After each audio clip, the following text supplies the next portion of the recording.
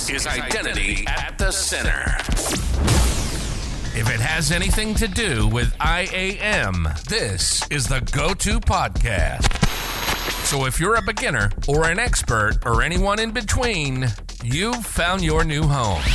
Welcome to Identity at the Center. Now your hosts, Jim McDonald and Jeff Stedman. Welcome to the Identity at the Center podcast. I'm Jeff, and that's Jim. Hey, Jim. Hey, Jeff. How are you? Not so bad. Yourself? Man, I feel like I've been seeing a lot of you lately. You sure have. Why is that? Well, we've been back to traveling together, and then this week we were at the Gartner IAM Summit, and we did a podcast on stage together, which was fun. That was the first time we've ever done that. And then we had a fun event that night, so we'll get to talk about all that. But yeah, we've been hanging tough, man. Yeah, we've been on the road quite a bit, kind of like the good old days. But yeah, Gartner was fun this week. And really, that's what I think what this episode is all about, just kind of recapping our experience from this week. So you and I were at Gartner basically Monday, Tuesday, Wednesday, and today is Friday, and this episode will go live the following Monday. So you'll be hearing this sort of in real time, almost sort of for us. But it was a cool experience, man. I mean, definitely want to give a shout out to Henrique and Becky. You know, they brought it to our session. It was a good time, man. It was cool doing that sort of podcast style session. If you were there, great. You saw it and you were part of it. If you weren't, we're still hopeful maybe that we might be able to get the recording at some point. But as of now, it is a kind of had to be there or be square type of situation. Yeah, I also think that even if we do get the audio, it might not be the best, cleanest audio of any episode we've ever published. I know that Henrique's his mic was going in and out and things like that. So it's just the way it is. Yeah, I mean, there were a few logistics issues, but I think the actual content and stuff like that was pretty good. We got some laughs in the room and kind of, you know, had them put their thinking hats on, including the one that I was looking forward to. Is Gartner pay for play? And Henrique answering that. And then this was probably one of my favorite moments was he answered what he answered. And then before we let him answer, I said, okay, you don't have to convince me. You've got to convince the audience, right? So all the people in the audience were asked afterwards. So raise your hand if you were convinced by Henrique's thing. And about half the people raised their hands. But Henrique said 97%. Looks good to me. And then we moved on. So I really like that. Yeah, I thought that was if you're kind of audio funny, only, but it was clear the audience was kind of like mixed reactions on that one. Yeah, if you're audio only, that you would think the 97% really happened. But yeah, it was. So was that your favorite question?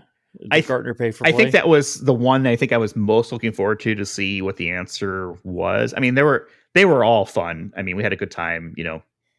Listener questions came in. There were some really good ones about Thoma Bravo and what are they doing, and seeing what Henrique and Becky are, you know, thoughts were.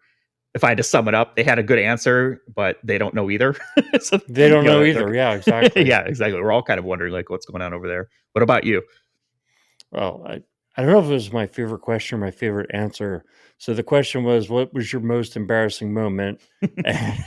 And Becky was more than happy to pass it over to Henrique, but he told a hilarious story. So yeah, I don't want to spoil it here because I feel like this is something you should go up to Henrique and ask about.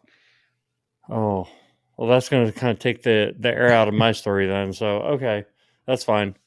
But that was the best question. His most embarrassing moment. Yes, it was definitely our end on a lighter note was definitely worth it.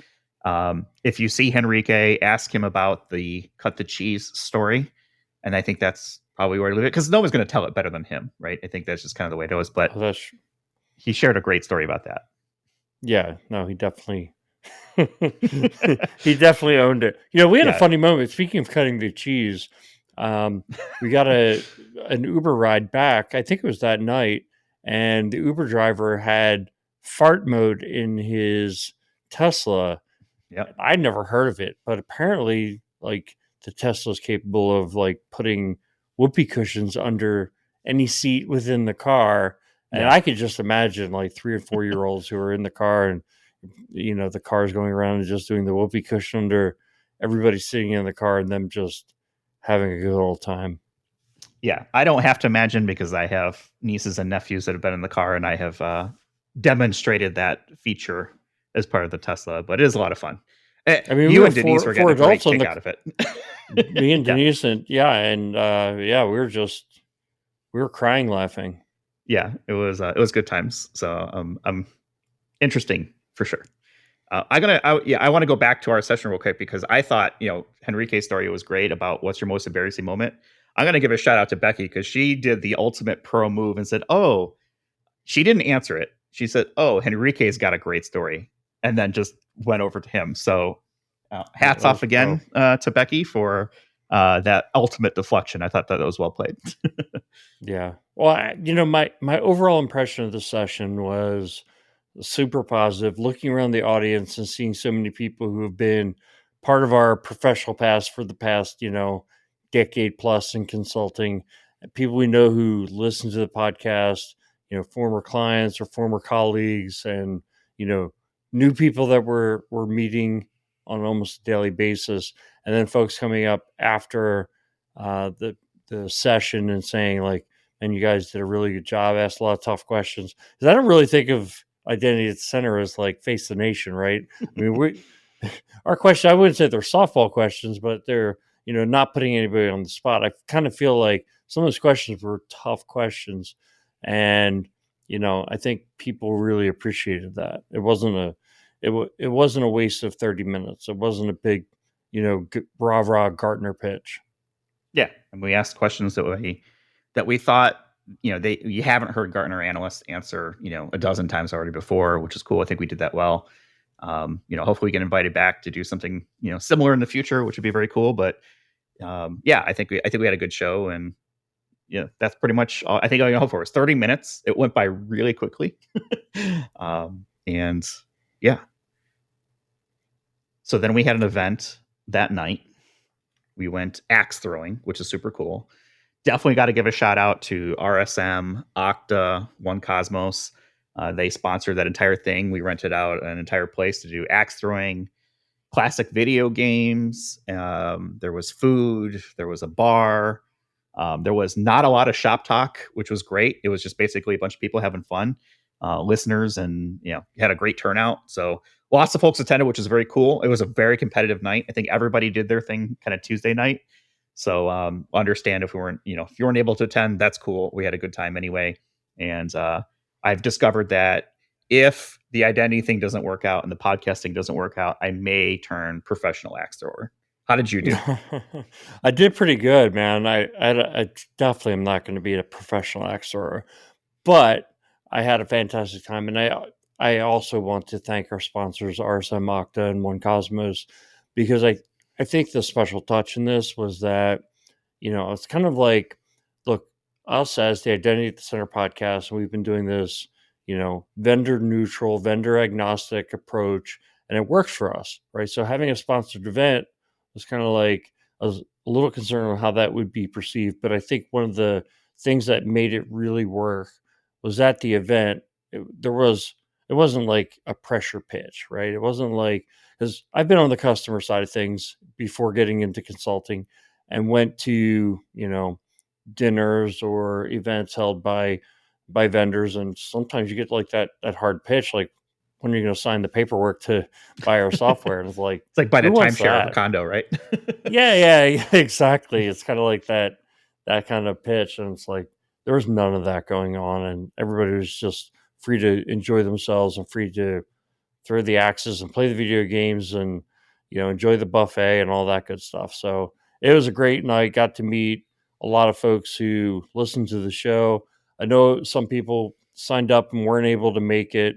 I think that's the nature of the beast, and certainly, like, anybody who wasn't able to attend still would love to connect at some point in the future.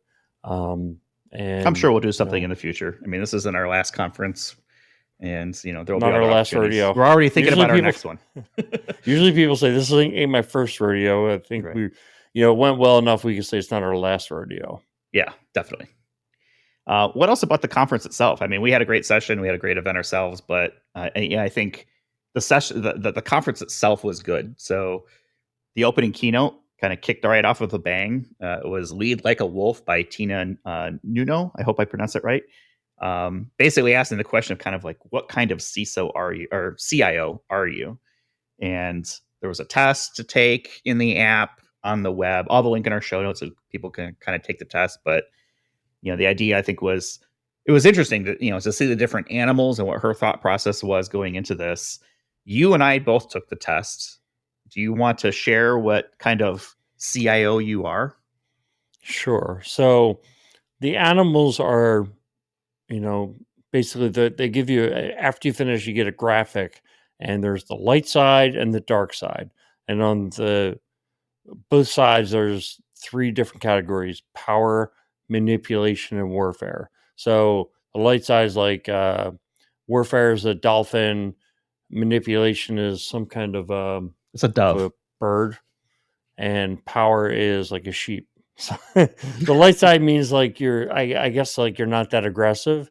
The dark side is power is a lion, manipulation is a snake, warfare is a shark. So my approach to power was lion, which is basically positional and coercive power.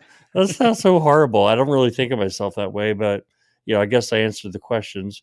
Your approach to manipulation, wolf. Your approach to warfare, junior wolf, which probably just keeps me barely on the dark side. I guess I don't like to beat people up too much. And your extreme animal profile, wolf CIO, which I think is like, so wolf was like right in the center, which meant I think you're like the Jedi. You're on the light. You're in the light, but maybe you're in the gray. You're I don't more of know, a gray Jeff. I don't. Jedi if you're in the middle. Yeah, I don't really know much about Jedi, so I don't know why I used that analogy, but I did. Yeah.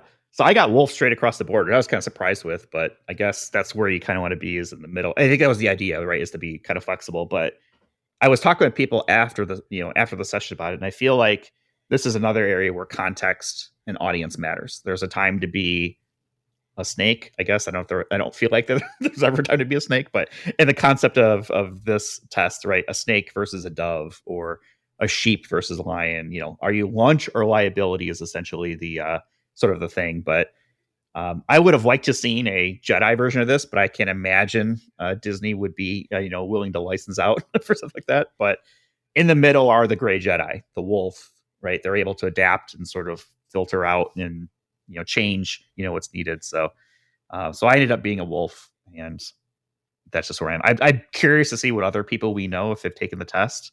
I think Daniel mentioned he was a wolf. I'm curious if we'll have a link in our show notes. Take the test, hit us up on LinkedIn, what you end up with, if you're surprised or with that, or maybe reach out to Tina, as she's the one to kind of put this together. But I thought it was really cool. Great way to like open up the conference, was having something like that right away. And really all the keynotes are great. They were not so much technology focused. They were more on people, psychology, bias, inclusion, diversity, things like that. There was plenty of technical content. I think the keynotes did a good job of sort of, weighing up the other side of it, so it wasn't so, focused on one specific area. I think if you went to Gartner and the keynote was about, IGA or role management, I'd be like, this is garbage. Because the keynotes are supposed to open your mind about topics you don't think about every day. So to me, this sounds like right on target. You don't want to be in the keynote too focused on your subject for the conference.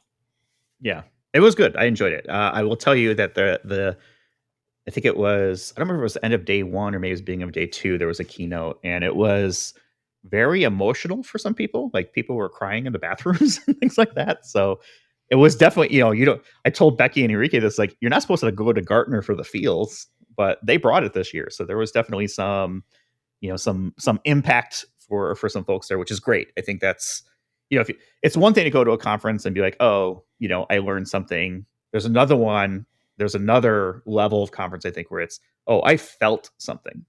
And it can be good, it can be bad, but it's more memorable, I think, that way, and maybe more impactful. And it's good to see content like that out there. So I won't spoil it for folks, but there was a good one there, and there were quite a few folks who I think took that kind of message to heart that was there. So, good on you Well, I guys, think Gartner, that's for bringing that. yeah, the way you described that is great. And I think what might be coming through is that I didn't get to attend the keynotes. I spent the entire day Monday in my bed, sick as a dog. And actually, so in Texas, they have these traveling nurses, and the nurses will come to your room and hook you up to an IV bag and give you amino acids and um, like what's it called steroid shots and stuff like that. You saw me the night before, right? So at like You're 10:30, I was yeah. fine. I Yep. mean, we were having dinner. I had uh, I had 2 beers. I swear to God, 2 beers, not a lot. Within a couple hours, I was sick as a dog, and I don't know if it was food poisoning or just It whatever had was to have in been. me. Just Everyone else yeah, around you was fine. Everything was good. Yeah, when you texted me that morning, I was like, "Uh-oh, here we go again. Here comes another. Hey, we should go speak at a conference, and Jim's going to leave me hanging out to dry again." But this yeah, time I actually showed up to leave you out to dry. But no, hey man, if it wasn't for that IV bag, I'm sure I would have left you out to dry. Sorry to say. well, no, we would have been fine. But I'm glad you're feeling better. You were fine, I think, by Tuesday night. It seemed like so. Oh, Tuesday night I felt great. Yeah, Yeah, that it was basically I think the steroid shot was the biggest thing. So that takes like the inflammation down and everything. So, you're just wanting to get swollen, jacked for our session. Let's just be honest here. oh yeah, for sure. So that's that's probably news. I don't think a lot of people maybe would have caught that like on when we were doing our session on stage. But yeah, I think But it everyone was a saw my miraculous shoes, right? recovery. Yeah, everyone saw your Every- shoes. You had the whitest shoes known to man. They were blindingly white, is what I heard from more than one person. I I actually went to Dick's Sporting Goods and I saw them. I was like, those are the shoes. So you got to scuff them up a little bit or something. But No way, man. No yeah. way. Let's see what other sessions were good. Becky gave you a shout out. Day 3. Her session around I am having a seat at the table, which is one of the questions that we asked in our session, but that was very cool. I missed it because I was like 3 minutes late to get in, and I guess she gave you a shout out in the podcast shout out. So thanks to Becky. Hopefully at some Becky's point my favorite analyst. I'm just because of gonna that, say yeah, it. She's my right there. no, not well. So yeah, a lot of respect to her, and I definitely appreciate the shout out. But like her focus is on how to run a good IAM program, or at least Mhm. one of her focuses. And you got to admit that's you and I, where like that's our Right in our mojo right wheelhouse. there, Yep. right in our wheelhouse. Yep. I saw a couple of her sessions and she's a good speaker. I think that's one thing I envy about a lot of the Gartner folks is they are all really good presenters and they come up with such good content all the time. And I don't want to feel like I'm kissing butt here, but it was a good conference. I enjoyed myself. I didn't attend as many sessions as I normally would because I was in the hallway having conversations with lots of people. It was great. Lots of listeners kind of came up, which is very cool, and having conversations with vendors and former clients and former colleagues. It felt a little bit like a high school reunion to some degree, Yeah, but sure. but a good version of that. Maybe not the nightmare version that maybe some people have. And yeah, the exhibit hall was really well laid out, and they Mhm. had the I They had think cookies, man. That's all they had Ping to get me sponsored for. like a cafe in the back, and I saw Ford Rock had like a coffee station. Yeah, There was ice cream at that some part's point, really but the cookies in the expo hall, those are legit good, man. So I definitely hmm, took part of that. That was my lunch one day. I had a cookie while I was talking with people, and that's how I made it to dinner. nice. There was an article too that we saw. I think it was from VentureBeat, and yes, it was from VentureBeat. I'll have a link in our show notes, but they kind of recap some other themes that are out there. Do you want to take us through that, Jim? Sure. It was like the four major themes. So the first one was avoiding breaches with identity threat detection and response, ITDR. So ITDR, actually, I think during our session with Henrique and Becky, this was the thing that he brought up. Like, this is the game changer technology, right? We had Head Govets on the podcast last Gartner session where he just kind of like was starting. I felt like for me, my eyes were just being open to ITDR. And to me, it's like this layering of identity intelligence on top of IP technology and detection that has existed for a long time, but when you layer identity on top of it, it becomes so much more effective. Yeah, I kind of likened it to like what I thought UBA was going to become like 10 years ago.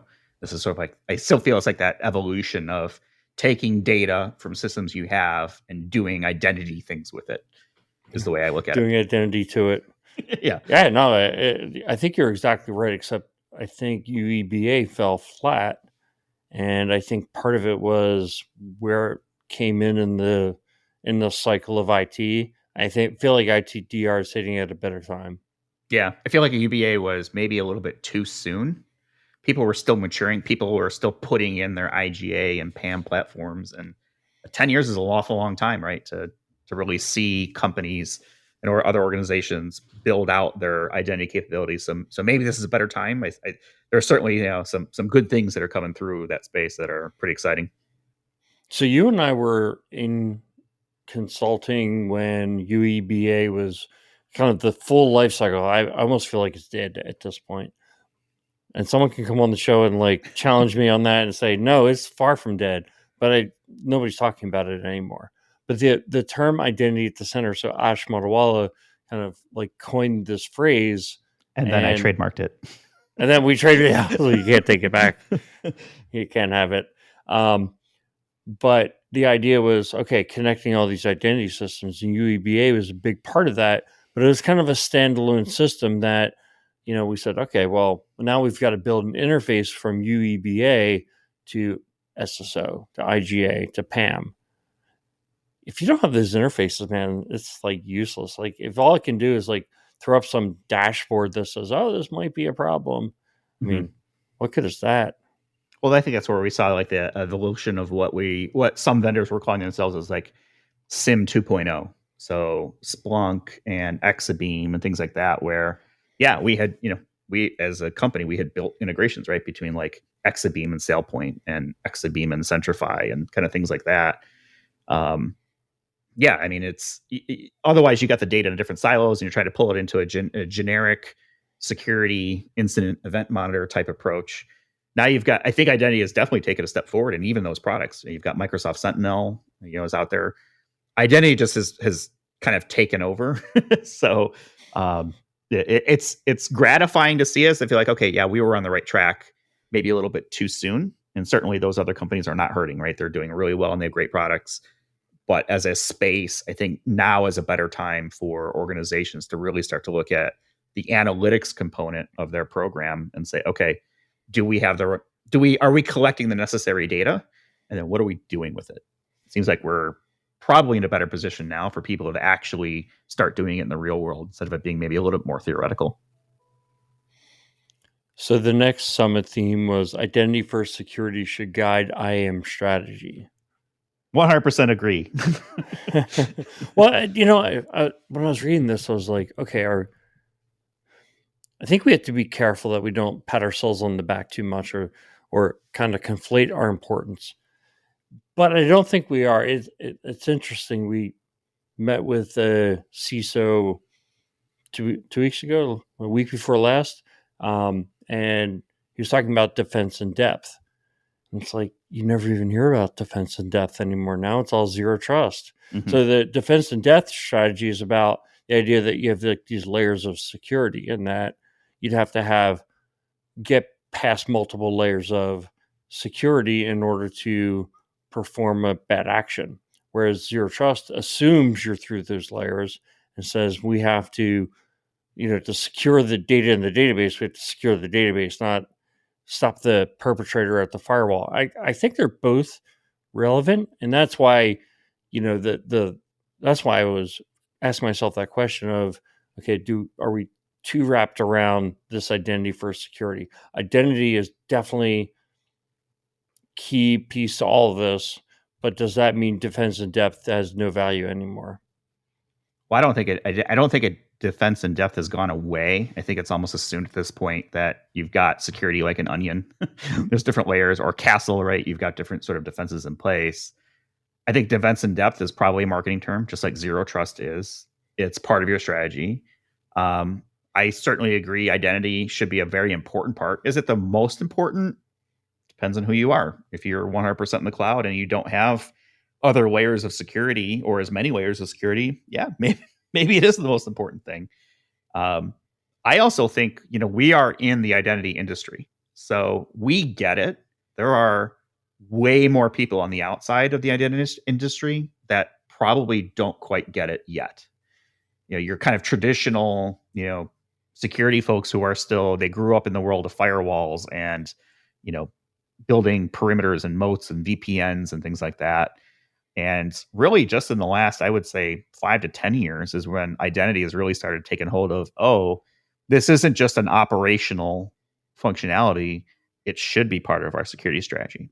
So it takes a while, I think, for that message to get out and to, for organizations, especially, maybe larger ones or ones that aren't as agile to sort of shift around and start to move around priorities and investments and things like that to really take advantage of, this new perimeter that we call identity. It's not new for us, but it's probably still new for a lot of people out there who just, they don't live and breathe it every day, and they rely on others within their organization or their networks to kind of help pull them up. So I think getting the word out is still a good idea for sure. We certainly believe in it. We didn't name this podcast without that in mind. So maybe a little bit preaching to the choir, but I still think we still need to sing that song so people can hear it that aren't as involved in the identity space like we are. Yeah, good feedback. So the third summit theme was CIEM, CIEM, paves the way to smarter strategies for enabling identity fabric immunity. Yeah, and this is an area that I'm interested in because I kind of mentioned this in our kind of preview episode. Cloud infrastructure entitlement management, KEEM or KIM or however the heck we're pronouncing it. I see the value for it. I don't know if people really understand it yet. I think there were some head scratchers. There was a session on it. I want to say day 2 or maybe it was day 3. And I caught a couple of people kind of walking out and kind of like, hey, what do you think about that? And I think I kind of got a little bit of a glossy-eyed look. Like, that was interesting. I'm not sure what I'm supposed to do with it yet. So maybe this is sort of the next space to kind of keep an eye out. I hear something like identity fabric immunity, and that sounds really cool. And I also think, I don't know what the heck that means. So what does that even mean? I think we need to do a better job of sort of figuring out what the message is there in maybe more common language to be able to articulate it better, again, for the people who are not in the identity space or maybe don't have as much experience in it or, whatever it may be. So maybe this is something we should do a show on in the future. I know you and I have talked about in the past. We've talked to like Jerry Gable, right, from Strata, and we've talked with John Morton from Britiv, to name a few. Maybe this is an area that we come back on and try to get maybe a little more detail and sort of demystify it or, level set it again, because I'm sure things have changed in the last 6 months or a year or something like that since we've had those guys on. Yeah. I think the thing with KEEM is the question I ask myself is, wasn't this required before there's cloud infrastructure? So it's going out and essentially identifying these are your over provisioned accounts. And I think what it does in order to get that information is it interrogates the logs that are available from the infrastructure vendor, so Amazon or Microsoft, and it goes back and analyzes those and spits out reports, and you can automate actions, all kind of detective controls. So for me, I'm 100% open to being convinced that I'm wrong here, is that KEEM only covers a portion of what you need to do. All right. And it is essentially just doing like log aggregation and analysis. And I think about, if you're running a cloud, you've got to manage identities, you've got to manage authentication, privilege access, things like that. I don't think KEEM really does those things. So it's only, part of the solution. It's part of the solution that you kind of live without on the enterprise. But I think actually we probably should have had KEEM for the enterprise prior to cloud infrastructure. So yeah, definitely, definitely a conversation for the future. We've got a few shows lined up coming up in the next few months where we're going to be talking about KEEM and cloud infrastructure and best practices and all that stuff. So the fourth and final general theme was Journey Time IAM orchestration delivers better user experience. Yeah, that's I mean, that's a lot to say in one sentence.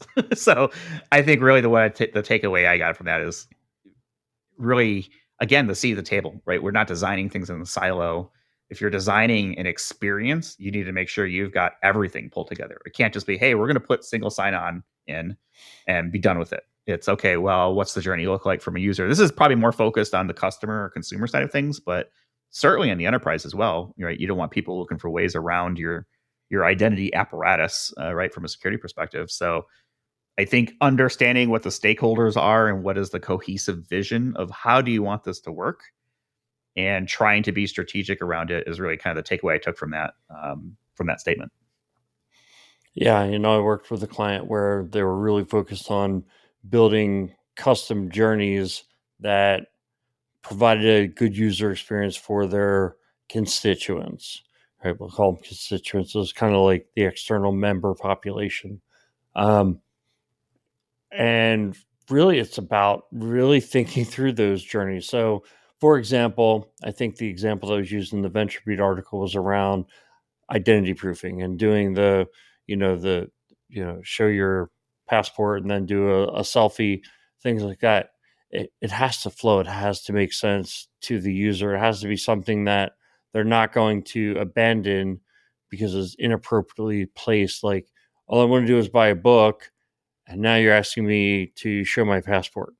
Like, that's the what you get for that giving up that much of your private information is, obviously not worth it in that scenario. So I think it makes sense. I think at a high level, like, again, these are themes, right? So it's, how do you make appropriate journeys that include IAM workflows so that you're building a better customer experience and not a worse customer experience by, yes, we're going to improve your security. Yes, we have all this great technology.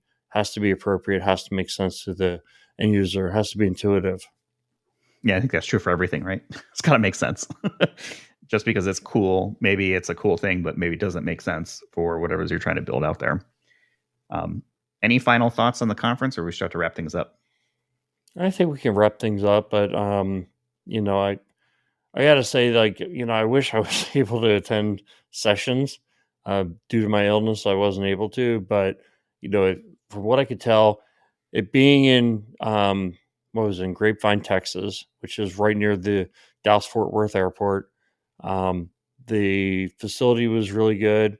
Again, you get that bubble feeling, like you get inside the bubble, and you almost don't want to leave the bubble. And I think that you can kind of get that in Vegas, but because Vegas has such a draw to leave your resort. So my understanding is that the next Gartner conference is not going to happen until late next year, and it'll be back in Vegas. Yep, it'll be back at no, it won't be back in Vegas. It'll be back in Grapevine, Texas. So the same place that we were this time.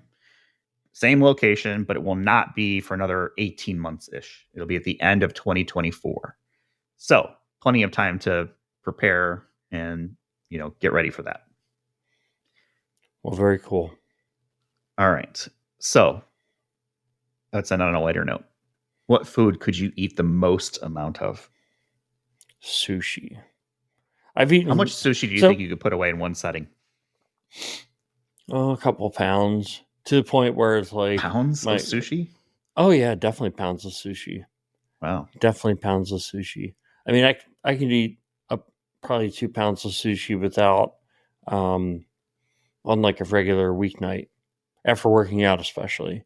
But there's several foods that I could do that too. Like Thanksgiving dinners is another one where I could just sit there and eat like 3 helpings of Thanksgiving dinner and be in such pain. It's not a good thing, though. Not a good thing. What about you? It's funny you mentioned the Thanksgiving thing. I never overeat on Thanksgiving. I'm usually like a 1 plate and done. And it's not even like that stacked or anything like that. Well, I'm a simple man. I'll say something like chips, right? I could certainly do a bag of Doritos or some chip variety, snack variety. I don't know if I could do 2 pounds of sushi or something like that, but I'm more of a snacker type person. I think Oreos by the sleeve should be the dietary, should be like the the serving size. I think it's difficult to eat like one of those. I'm more of a muncher, that kind of thing.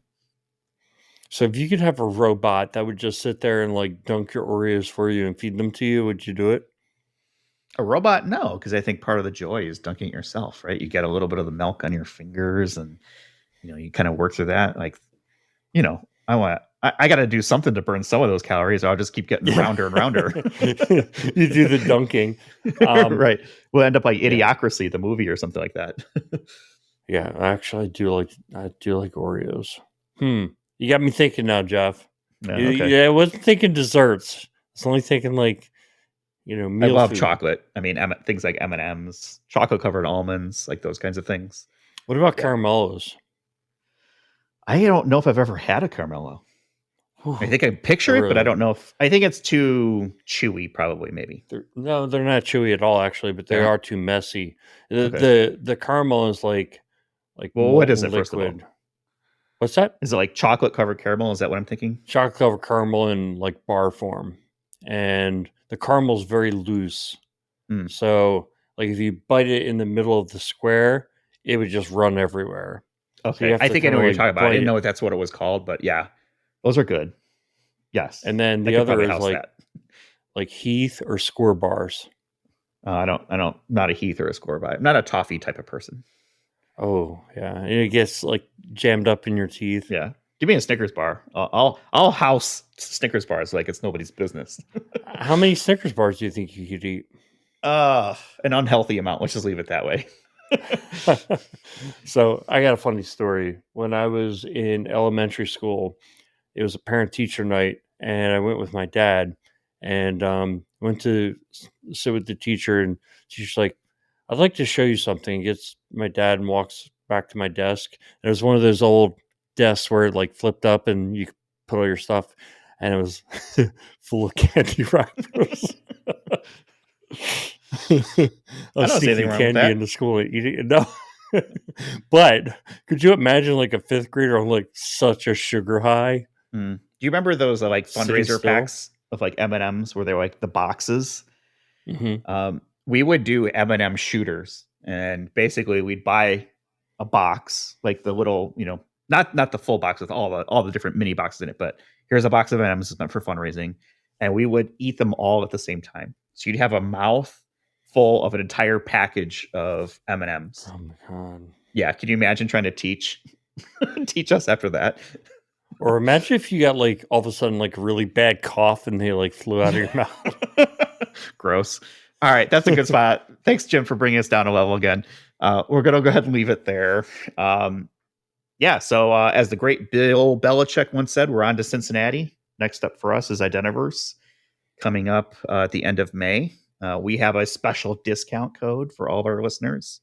It's IDV-ICEN20. I'll have it in our show notes, so if people want to grab it, they get 20% off their registration, which is very cool. So I know a couple of people have already taken advantage of it. It doesn't unfortunately apply if you've already registered, but if you haven't, you're late to the game. Here's a little bit of saving grace that people can use for that. So again, that'll be Identiverse coming up at the end of May. That is in Las Vegas, so Jim and I will see you there. I think we're going to try to plan another event for the kind of podcast community, maybe to sync up. We'll kind of figure out what that looks like. Vegas, I feel, is like a little bit tougher because if you don't get in soon, you kind of lose, locations that are kind of convenient, and then you end up having to drive or get an Uber or something like that. So we still got to. Well, let's also be realistic. Vegas is going to be like 10 times more expensive than Grapevine, Texas. That's exactly. So if you're looking to sponsor, hit us up. We'd love to partner up with folks. So let's go ahead and leave it there for this week. We're on the web, idacpodcast.com. We're on Twitter at idacpodcast. If you were lucky enough to get one of our fancy stickers at Gartner, throw it on a laptop, throw it on somewhere, take a picture, send it to me. I'd be happy to feature it on our Twitter channel. We're on Mastodon at IDAC Podcast at infosec.exchange. Jim and I are always on LinkedIn, always talking with folks, and happy to connect with our listeners. And don't forget to like and subscribe this. That's the best way that you can help us out, and keep us going with new episodes. So with that, we'll go ahead and leave it for this week. Jim, as always, thanks for your time. Glad to see you healthy and hale at the end of the week compared to where we started. And we'll talk with everyone in the next one.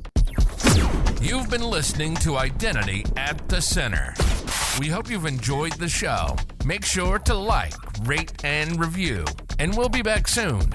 But in the meantime, hit the website at identityatthecenter.com and find us on Twitter at IDAC Podcast.